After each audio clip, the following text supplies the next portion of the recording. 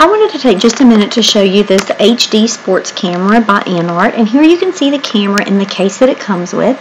It comes with this waterproof housing, and it's nice because it has all the buttons on the outside, so the camera works with the case on it.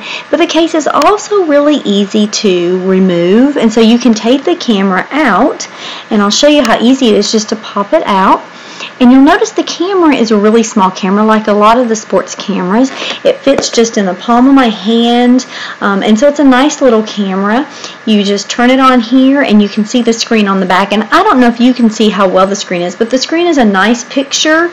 It is very small, and I will say that when you're out in the bright sun and it's in the waterproof case, that it can be really hard to see outside. But I wanted to give you an idea of what this camera looked like. I also wanted to give you an idea of what it was like. I've used it a few different places, but I wanted to show you some of the footage I did on a roller coaster and in the water, and a still picture that I took. So here again is the waterproof camera, and you can see on the end it has your typical, like a GoPro attachment to it, and so any of the GoPro accessories will work on this type of camera.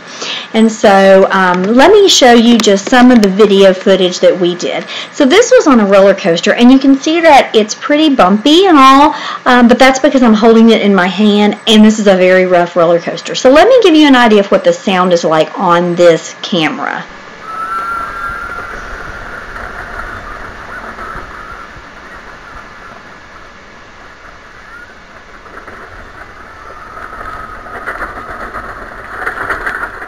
So that gives you an idea of what the sound quality is like. Now here is a picture I took with the camera, and you'll see the nice clarity of this picture. It's a very clear picture, and that really impressed me because I wasn't sure if this would really be able to take good pictures or if they would be really grainy. We also, like I mentioned, we put it in the water because that was going to be my real test for this camera, was how would this camera do in the water? Would it get wet? My bigger concern was, would the lens area in the front stay covered with water droplets so that you couldn't even get a decent picture?